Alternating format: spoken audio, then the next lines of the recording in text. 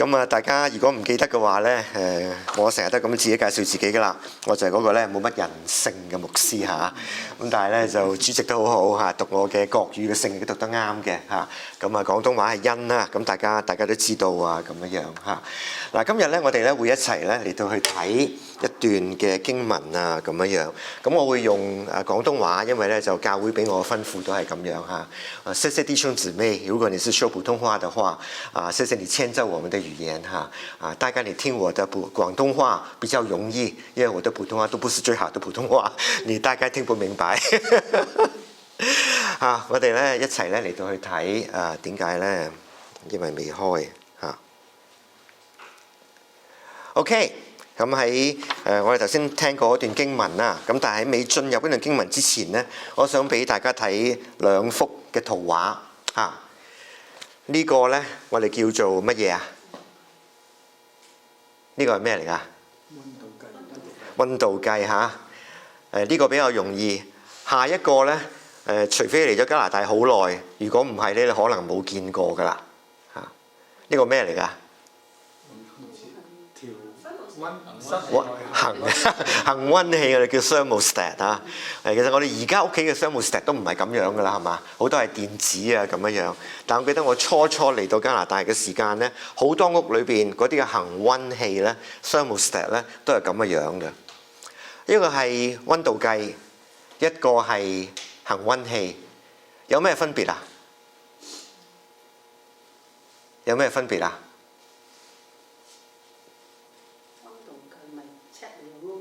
？Yeah， 係咯，係咯嚇！今日啊啱啱落雪係嘛？你擺個溫度計喺度，咁啊好凍啊咁，唔使你講我都知啦，我都感覺到好凍啊！多謝晒啊！但係如果你擺個恆溫器喺度咧，就唔係好同啦係嘛？你個恆溫器校到23度、24度，出邊落幾大雪、幾凍都好，你坐喺度都好舒服。係嘛？溫度計咧就係隨波逐流嚇，外邊溫度係幾多，佢咪幾多咯咁樣。恆溫器咧就好唔同，恆溫器咧就係逆流而上嘅。外邊太熱，佢就幫你放冷氣咯；外邊太凍，佢就幫你放暖氣咯，就令到咧喺房間裏邊嘅人咧係比較舒服一啲啊咁樣。大家知唔知道呢個世界有兩種嘅基督徒？一種嘅基督徒咧就係溫度計嘅基督徒，隨波逐流，外邊係點樣就點樣。但係另一種嘅基督徒咧係恆溫器嘅基督徒，無論外邊溫度係點樣，佢始終係忠於神俾佢嗰個嘅託付。有啲逆流而上，有啲咧係俗世清流嗰一種咁樣嘅基督徒。我哋今日係邊一種嘅基督徒？但以理書帶我哋去睇幾位恆溫器嘅基督徒。雖然當時嘅環境實在唔係幾好，以色列因為得罪咗神，咁所以咧，好多嘅子民咧都係被流放喺外邊，過住一啲咧其實唔係最好嘅生活。當時嘅王Nebuchadnezzar 就係聖經裏邊所講，啱啱你見到嗰位嘅王，佢咧就覺得我要咧統治以色列我而家咧佔盡上風，我做乜都可以，你班人咧係肉隨砧板上。佢喺以色列國嘅當中揾咗幾位嘅年青人，今日咧或者我哋咧用國語嚟講叫咩尖子係嘛嚇？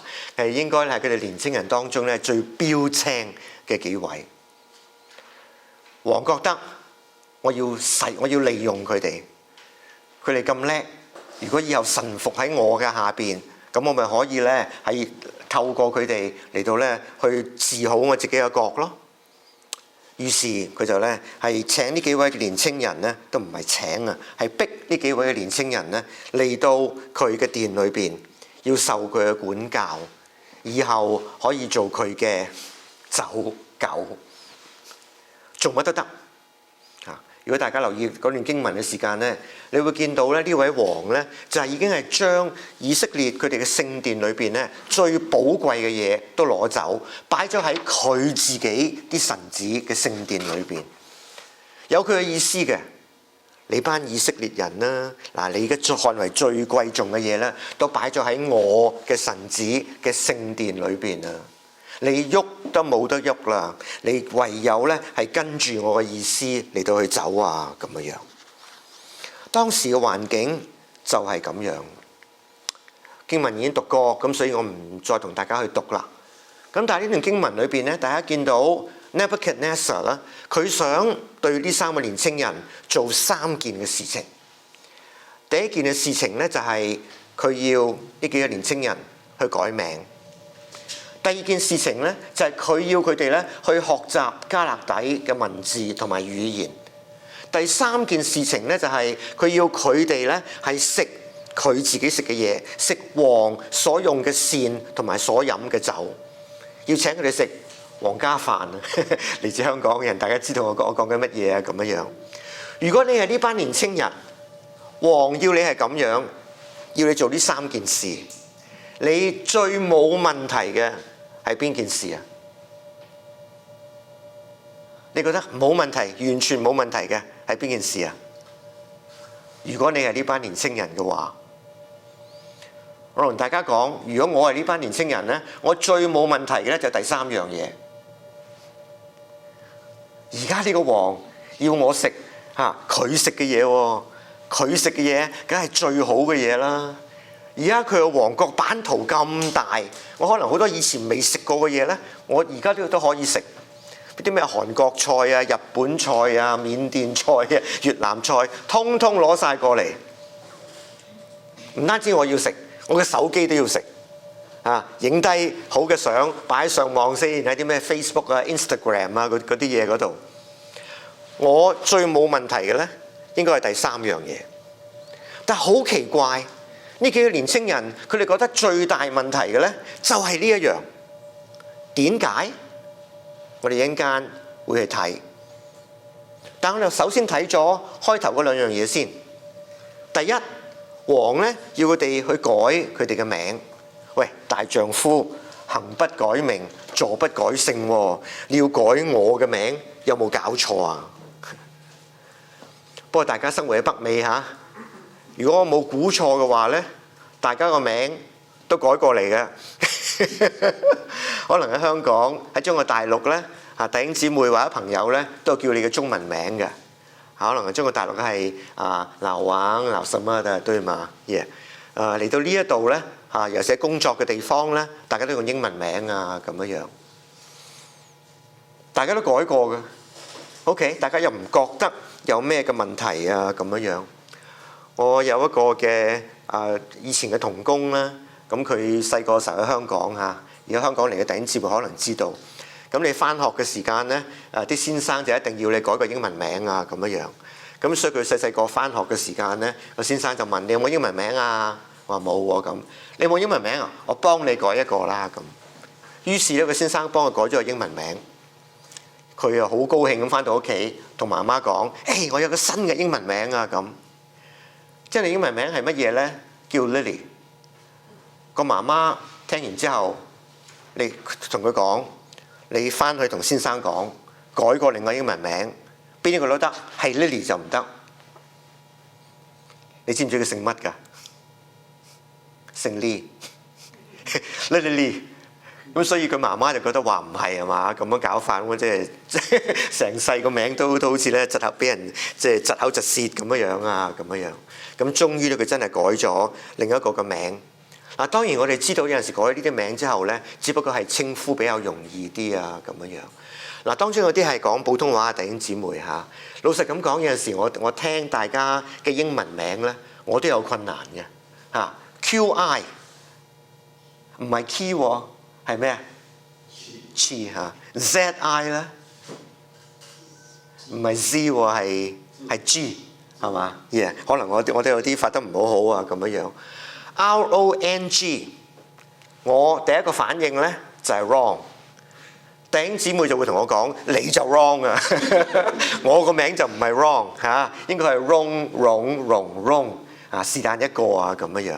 嗱，如果我係一個中國人，我見到大家咁嘅名嘅時間，我都有困難咧。喺呢度嘅加拿大人見到大家嘅名咧，係唔識得去讀嘅。咁所以改一個係呢度嘅人係容易聽得到嘅名 ，Andrew 又好 ，John 又好嚇，Iris 又好，乜都好啊咁樣係比較容易一啲。我哋都唔會點諗嘅，改咪改咯，容易啫嘛，係咪嚇？容易俾人記得啫嘛。咁但係咧，如果你對聖經比較熟悉啲嘅話咧，你可能會覺得唔係喎，呢個王佢哋啲名咧，背後可能有啲意思嘅喎。可能大家你睇翻，可能英文即係個讀音比較容易啲嚇。但以理本身 Daniel 改咗個名之後咧，就叫做 Belteshazzar。OK， 佢嘅朋友原本嘅名咧叫 Hananiah。OK， 改名之後咧叫 Shadrach。另外一個朋友咧，本來叫 Mishael， 改完名之後咧叫 Meshach。最後一個 Azariah， 改完名之後咧叫做 Abednego。大家聽到個原本嘅名裏邊咧，有啲音嚇，我特別強調咗嗰啲嘅音嚇。Yah、El， 大家知唔知係咩嚟㗎？Yahweh、Elohim 係嘛？兩個舊約裏邊咧對神嘅名稱。咁即係話咧喺個原本嘅名裏邊咧，已經係有將對神嗰種嘅敬畏咧擺咗落去。改咗名之後咧，你聽到另一啲嘅聲啦嚇 ，Bel、Ak， 大家知唔知咩？呢啲係咩嚟㗎？呢個王自己敬拜嗰啲嘅神子嘅名咯。OK， 即係話咧，你原本個中文名咧係叫敬基嘅啊，即係尊敬基督咁解。佢幫你改名叫敬佛，唔係啊嘛？咁都得，但係好得意喎。但以理佢哋覺得冇問題喎，你咁樣改咪改咯。老實講，我哋用嘅英文名咧，我唔知大家知唔知道，其實背後咧都係一啲希臘神話故事裏邊嘅神子嚟嘅。Alexander 咧，其實係希臘神話裏邊一個嘅女神嚟嘅。OK， 咁我哋而家有啲弟兄姊妹叫 Alex 啊，弟兄叫 Alex 啊咁樣。大家有冇諗過，其實 Alex 背後咧係一個希臘神話裏邊嘅神子嚟嘅？有冇姊妹叫 Iris 啊？Iris 咧其實又係希臘神話裏邊一個神子嚟嘅，一個女神嚟嘅。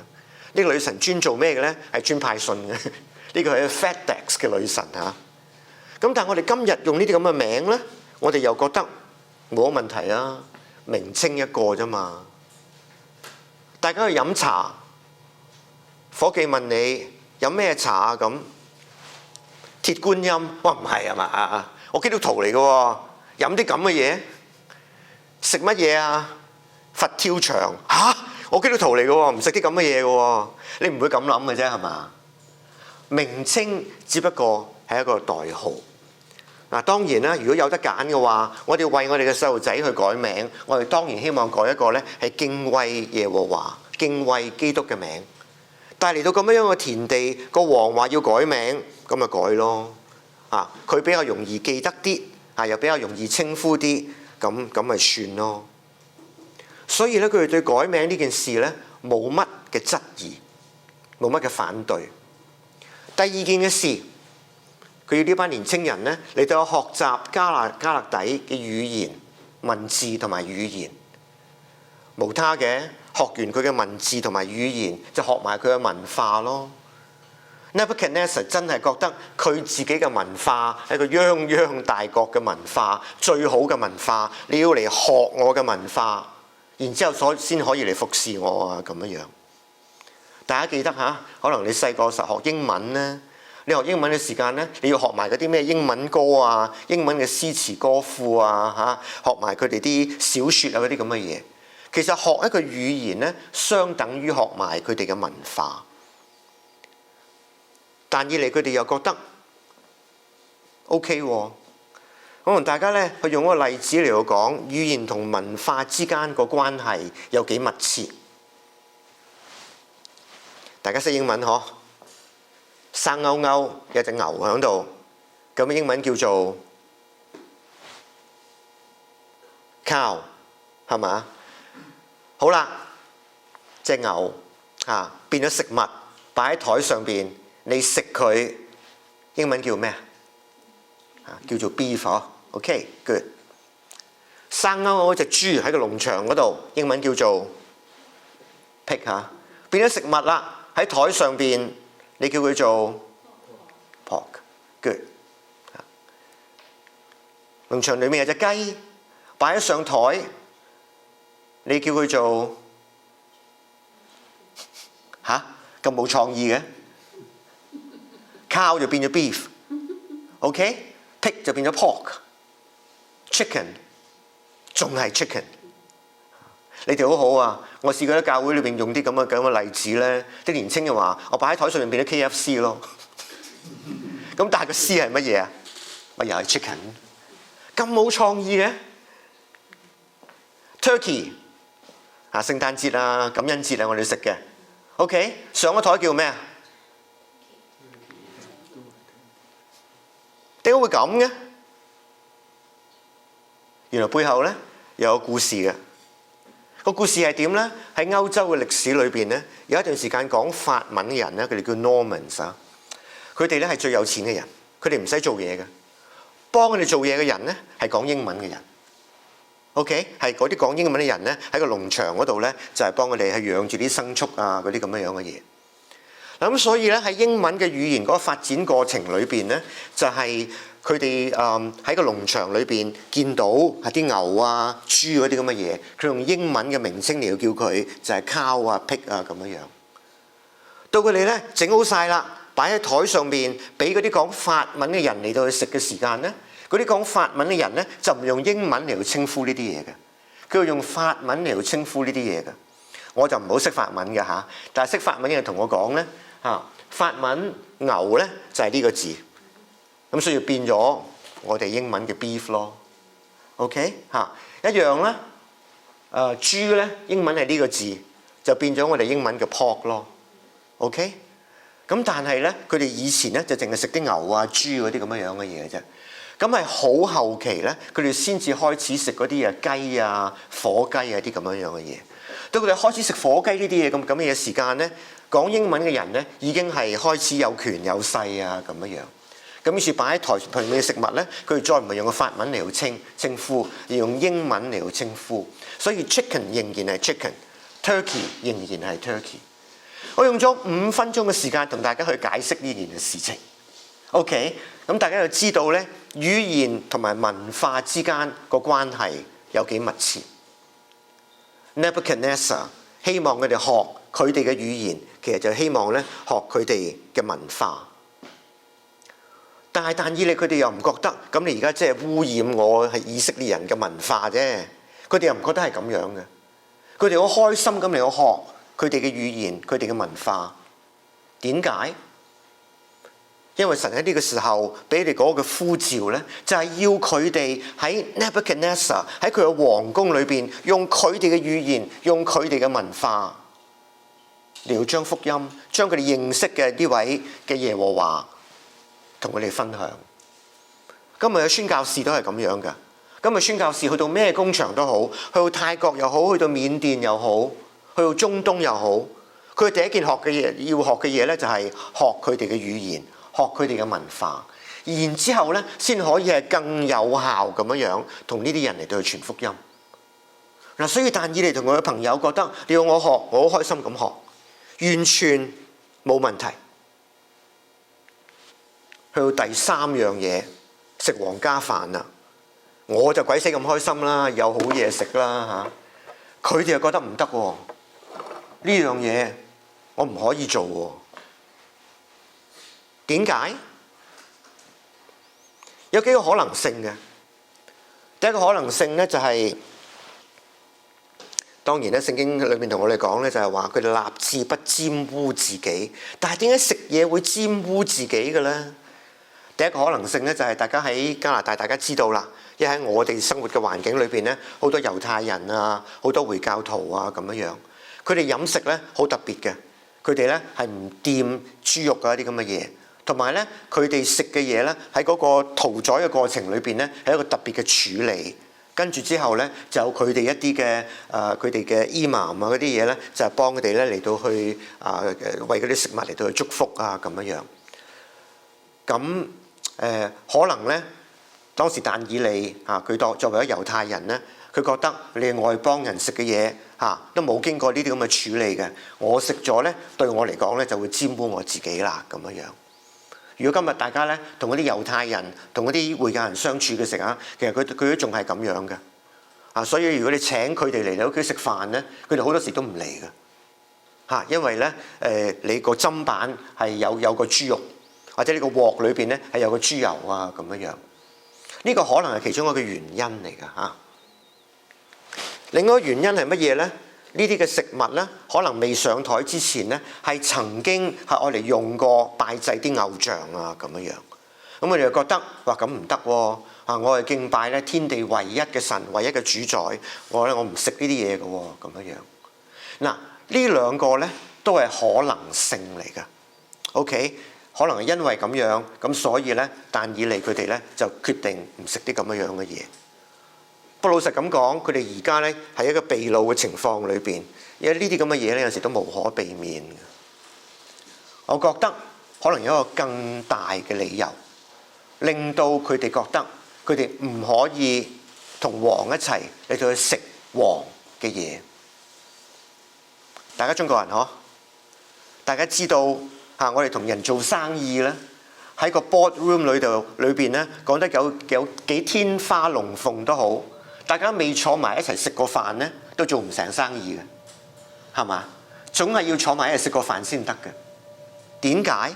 因為我哋嘅觀念裏邊咧，我哋大家一齊食餐好嘅咧，就係我哋係朋友，我哋信得過大家，以後咧我哋可以一齊做生意啦。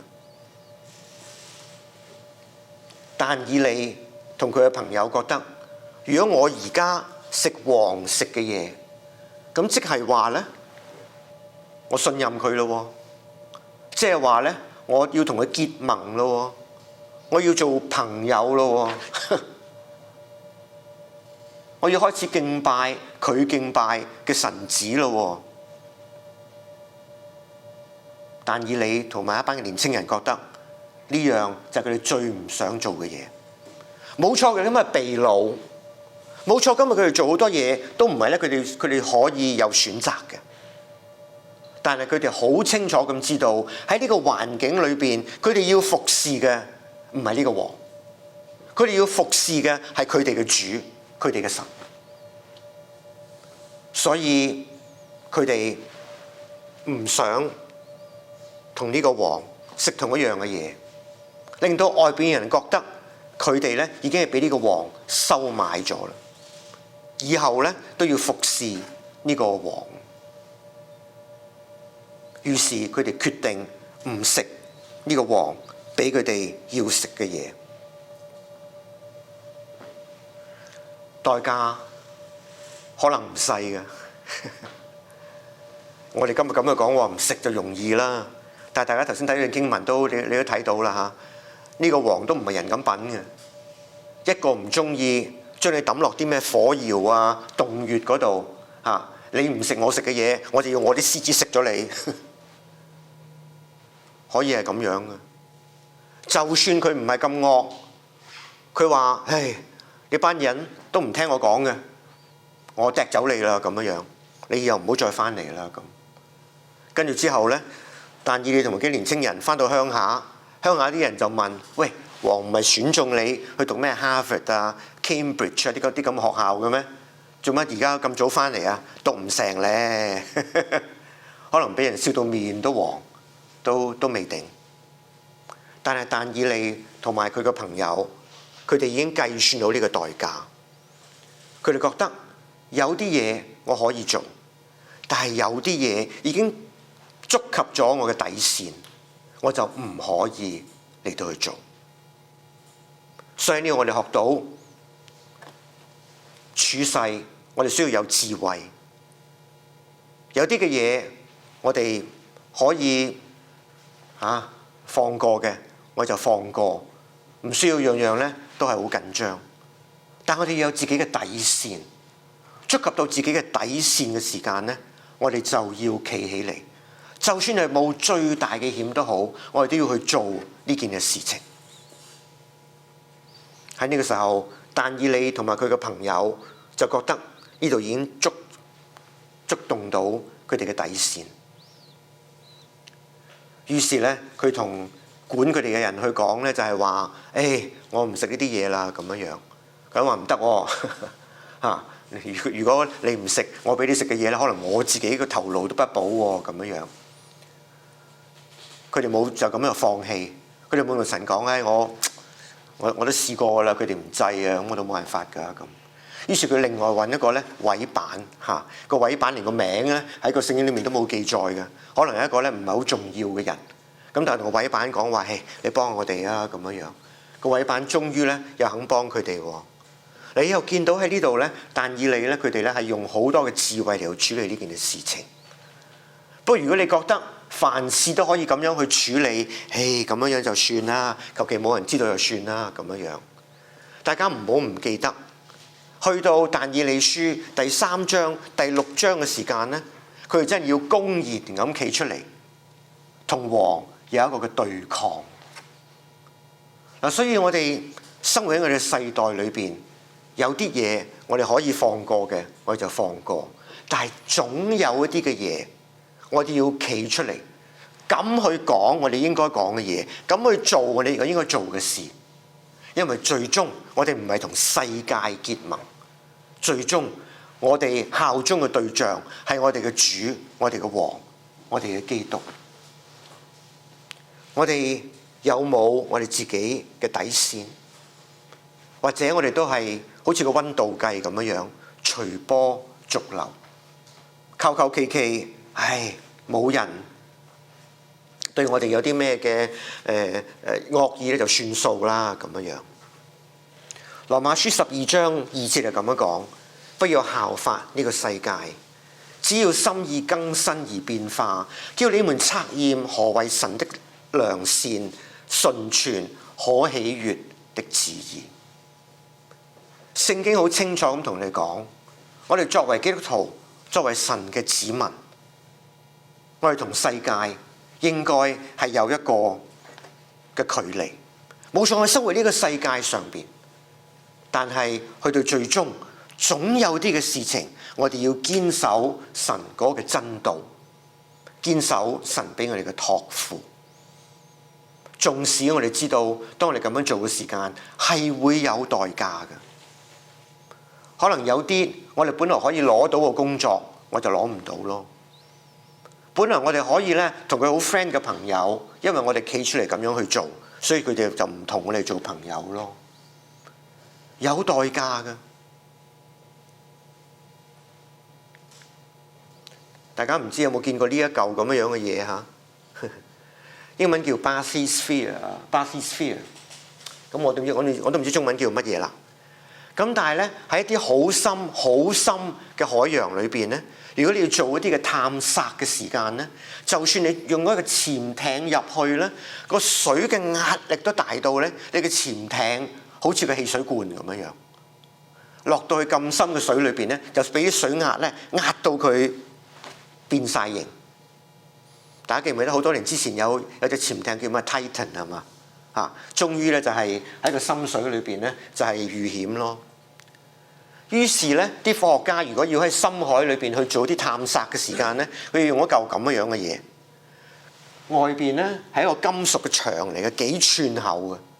OK， 咁啊包實晒，就將啲科學家咧擺喺中間，冇乜空間嘅裏邊。咁咧就呢嚿嘢呢個咁重咧，亦都好難去駕馭佢啊咁樣。呢個係抵抗世界嘅壓力一種嘅方法。係咪最好嘅方法？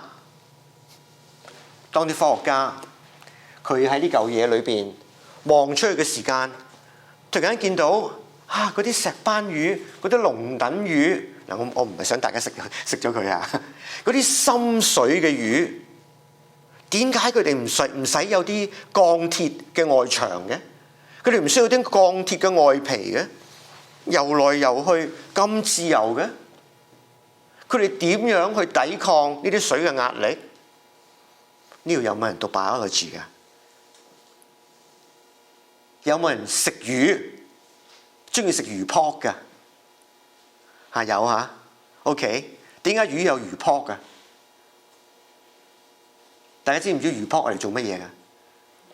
唔係俾我哋食㗎，係啦。喺個魚泡裏邊咧，嗰條魚咧就係建立咗佢裏邊一啲嘅壓力。OK， 佢就用佢裏邊嘅壓力嚟到對抗外邊嘅壓力。咁所以變咗佢就唔需要用啲咁嘅鋼鐵嘅皮咧嚟到包住自己咯，好自由咯。呢個係對抗外來嘅壓力，對抗世界嘅壓力，另一個方法。應該係更好嘅方法係嘛？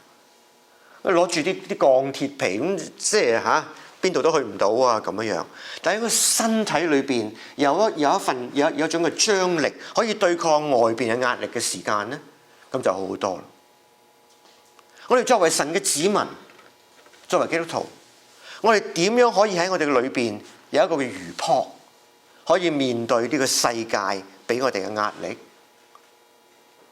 我俾大家嘅建議好簡單，細路仔如果佢返主學嘅話，唱歌唱到大㗎啦。Read the Bible, pray every day。每日去讀經，每日去祈禱，同神有一個親近嘅關係。我哋裏邊咧就會有一個嘅氣泡，有一個嘅魚泡，建立到一種嘅張力，讓我哋咧可以去面對嚟自世界嘅壓力。我哋作為神嘅子民，可唔可以咁樣嚟到去做？今日我哋生活嘅世界相當嘅混亂，我哋係亂世當中嘅天國子民。我哋點樣去自處？我哋點樣嚟到去面對外邊嘅壓力？我哋有冇我哋自己嘅底線？以前我哋成日都講咧嗰啲咩霸權主義啊，嗰啲咁樣嘅嘢。我哋喺西方社會裏邊咧，我哋經常都去講係啦，啲咩亞洲啊、非洲啊嗰啲咁嘅地方，好多霸權主義嘅興起啊咁樣。今日霸權主義嚟到我哋西方啊，大家知我講緊乜嘢嚇？我哋點樣做？求其，呢啲咁嘅嘢我哋都唔好提啦，唔好講啦。一話我哋勇敢咁去企出嚟，去講神要我哋講嘅説話，堅守住神嘅真理。有陣時我哋會有啲自欺欺人嘅，我哋會覺得政教分離啊嘛，我哋基督徒我哋中立嘅，我哋唔講啲咁樣嘅嘢嘅。我同大家講，呢個世界其實冇中立嘅。潘霍華，可能大家聽過一個名字嚇，佢生活喺納粹德國嘅下邊。佢講嗰句説話，佢話：Silence in the face of evil, it's itself evil. To not speak is to speak. To not act is to act. God will not hold us guiltless. 佢話：當我哋喺罪惡嘅面前保持沉默嘅時間，嗰個沉默本身就係一個罪惡。你唔講嘢，等於你講咗嘢；你唔做嘢，等於你做咗嘢。神唔會當睇唔見。一啲喺極權主義下生活過嘅信徒 Elie Wiesel， 可能大家聽過一個名字。佢話 silence always helps the oppressor, never the oppressed。佢話：當你唔講嘢嘅時間咧，永遠都係嗰啲壓迫人嘅人咧，就得逞。被壓迫嘅人，因為你冇出聲，所以仍然被壓迫。有一個非洲嘅信徒，可能大家咧，如果同我呢個年紀，都要知道非洲發生嘅件事咧，係盧旺達嘅事件嚇 ，Rwanda 嘅事件。喺呢件事件裏邊咧，佢有一個咁樣嘅反省。佢係非洲人，所以用一個好非洲嘅方法嚟到講呢件事情。佢話：如果你見到一隻嘅大笨象，嗰隻嘅大腳壓咗喺一隻老鼠嘅尾巴嘅上邊，你話我係中立嘅，隻老鼠唔會多謝你嘅中立嘅。弟兄姊妹，當我哋喺世界上邊見到有不義嘅事情，見到有罪惡嘅事情，我哋話我哋中立嘅，一啲都幫唔到呢個世界，一啲都唔可以做得到耶穌基督要我哋做嘅嘢，喺呢個世界上邊為鹽為光為真理嚟到去作見證。當你咁樣去做嘅時間，有代價嘅。好多時我哋教會就係明哲保身咯。呢啲嘢，我哋唔好提，唔好掂啦。因為我哋咁樣去做，所以我哋失咗我哋喺呢個世界上邊，我哋應該做嘅本分。我哋應該係一個燈台，應該喺黑暗嘅當中嚟到去散發出從神而嚟、同真理而嚟嘅光明。但係為咗自保，我哋唔去講呢啲嘅嘢。唔去提呢啲咁樣嘅嘢，提咗出嚟，可能咧我哋自己中間啲，我哋自己都未搞得掂，都未頂喎。有啲人覺得呢啲人啱，有啲人就覺得呢個人唔啱。我同大家舉一個例子，我唔知大家咧有冇留意住呢件事嚇。喺美國有一個嘅人咧叫 Charlie Kirk， 咁佢咧就喺一個演講嘅過程裏邊咧就俾人暗殺。咁於是咧佢就死咗啦。大家應該知道呢件事嚇。有啲人咧就覺得，哇！呢個人殉道喎當佢咧喺度做緊演講嘅時間咧就俾一啲人咧係射殺咗佢啊咁樣樣。另外有啲人就覺得，即係佢哋又唔覺得佢係抵死嘅，但係佢哋又覺得其實呢個人，當佢咧在世嘅時間，喺佢自己演講裏邊咧，佢對好多嘅黑人啦、女性啦，或者咧喺美國國內嘅移民咧，佢講出嚟咧都覺得唔係好歡迎呢啲人，甚至係詆毀呢啲人啊咁樣樣，而且唔係一次半次。跟住佢嘅演講嘅人咧，可以俾個 list 俾你咧，就係話佢喺咩場合裏邊講過啲咩嘢。好清楚咁睇到咧，佢背後咧係有啲嘅種族主義喺度，有啲嘅白人主義喺度，有啲咧抗移民嘅主義喺度。喺教會裏面講唔講呢啲嘢㗎？一講嘅時候，有班人就話唔係喎，呢個我英雄嚟嘅，你唔好咁樣得罪佢喎。有班人就話你將個咁樣嘅人當係英雄，於是我哋就唔講。求其大家和諧共處咪算數咯，大家一家人唔好講啲咁嘅嘢咁。你唔講唔等於嗰件事情係處理咗。我唔知大家點去睇呢件事，不過人就係人啦。人有佢高貴嘅一邊，亦都有佢罪惡嘅一邊。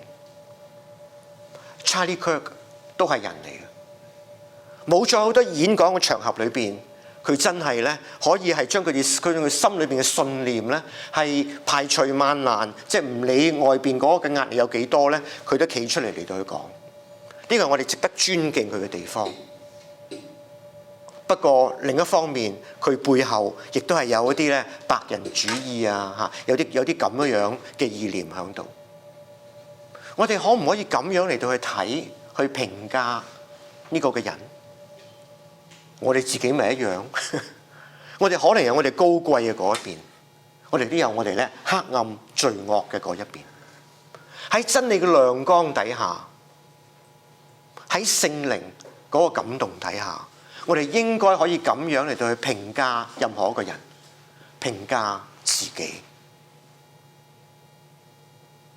不過喺我哋生活呢個世代裏邊，當我哋咁樣嚟到去講嘅時間咧，好多人唔中意我哋嘅，因為我哋生活嘅世界咧係一個好極端化嘅世界。英文咧係叫好 polarized， 好 radicalized。我成長嘅時間咧，啲師長就教我要中庸之道啊，英文叫 happy medium。你企喺中間咧就冇死嘅。嗰個世代就係咯。呢個世代啲人極端化嘅，有40% 嘅人咧喺呢一邊，有40% 嘅人咧喺呢一邊，真正喺中間嘅人咧，可能係10%、20%。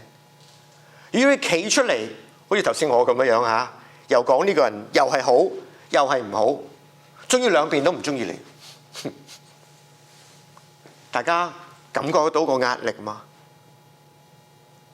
大家敢唔敢喺呢個世代，一個咁極端化嘅世代裏邊，仍然為神去發聲，將真理嘅光喺一個黑暗嘅世界裏邊嚟到去顯示出嚟，亦都正正係一個咁嘅世代裏邊，我哋先可以活出我哋作為神嘅子民，作為一個基督徒應該有嘅見證。疾風知勁草，板蕩識誠實。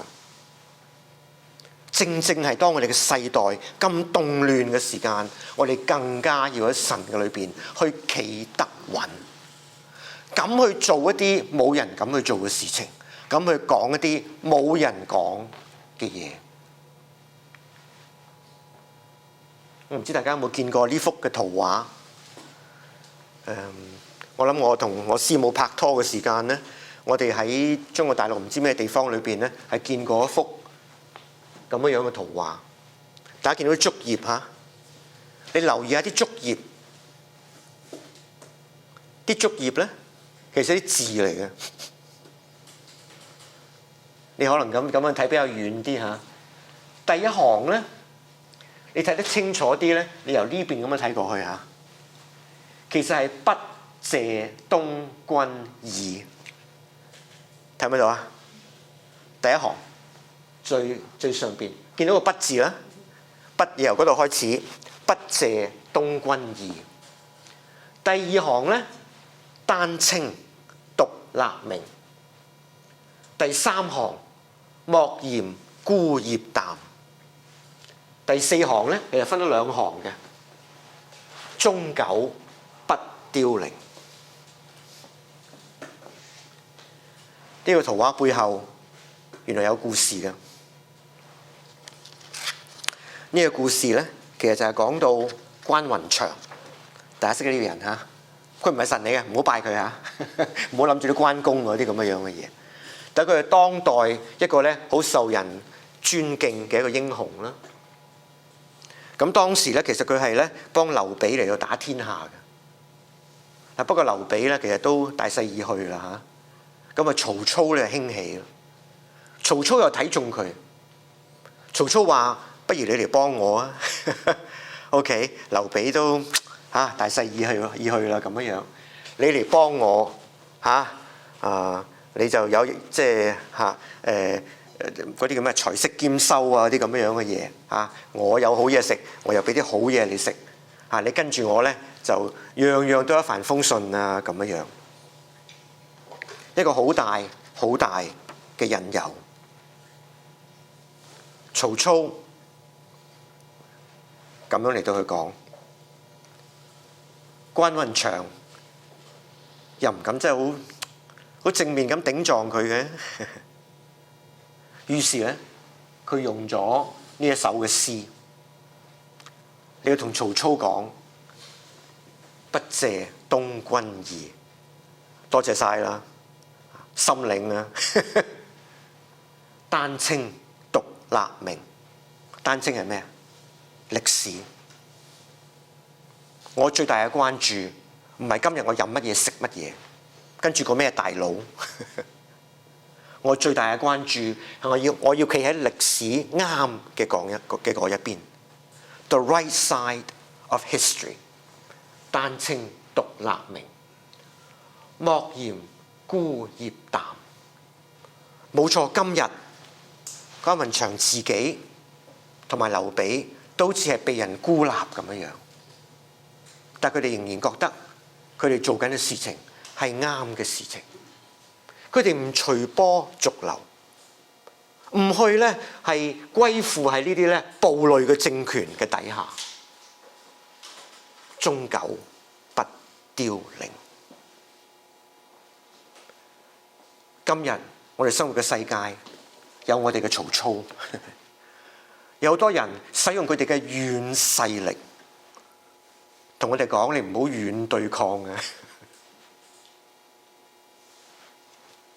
大家神面前嘅領袖係點樣？正如頭先所講，霸權主義今日已經嚟到西方。當你面對一個咁嘅環境嘅時間，我哋點樣喺亂世嘅當中做好我哋天國子民嘅職分？點樣喺可能一個最敵意嘅環境裏邊，繼續嚟到去見證神、服侍神？真係為鹽為光，盡我哋喺地上邊應該有嘅職分。我哋今日講見證呢個字嚇 ，witness。如果大家睇返原文希臘文嘅聖經咧，見證呢個字原文咧係 martyria 或者 mature。mature 呢個字咧，亦都係我哋英文字 martyr。嗰個字根 ，martyr 係乜嘢啊？殉道者咯。原來喺原文裏邊做見證咧，有一個殉道嘅元素喺度。今日我哋做見證就係咧揾啲親戚朋友出嚟，大家坐低飲茶，講下啊我點樣信主，信咗之後咧啊神點樣祝福我啊，咁啊講完啦，做完見證啦，你信就信，唔信就罷走。OK。早期嘅教會，佢哋為神做見證，係將佢哋嘅生命擺喺前邊。一個唔覺意，可能得罪咗啲咩官商貴胄啊咁樣，頭顱都不保啊！當日佢哋為耶穌做見證，打好咗殉道嘅心㗎喇，要殉道咪殉道咯。我哋今日嘅見證去飲茶，弟兄姊妹，我哋作為神嘅子民，要喺世上面為鹽為光，為佢做見證，甚至可能要被殉道。今日又未知咁慘嘅，不過可能咧，你係一個唔受歡迎嘅人咯。可能好多嘢佢哋都唔預你咯，冇你份咯。我哋嘅選擇係點樣？當我哋尊重神嘅時間，神咁樣應允，佢話尊重我嘅，我必尊重佢。去到最終，其實唔係世界點樣睇我哋，而係神點樣睇我哋。全世界都係我哋嘅朋友，我哋唯一嘅敵人係神。到頭來我哋得到啲咩嘢？如果我哋有神做我哋嘅朋友，就算全世界都係我哋嘅敵人，最終神看重嘅係最重要。今日我哋係一個溫度計嘅基督徒，亦或一個行溫器嘅基督徒。我哋係隨波逐流，亦或咧我哋逆流而上，做俗世裏邊一個嘅清泉。最想嚟感謝讚美你自己，讓我大家今日喺但以理嘅故事裏邊，再一次睇到喺亂世嘅當中，我哋作為你自己嘅兒女，可以點樣嚟到去自處？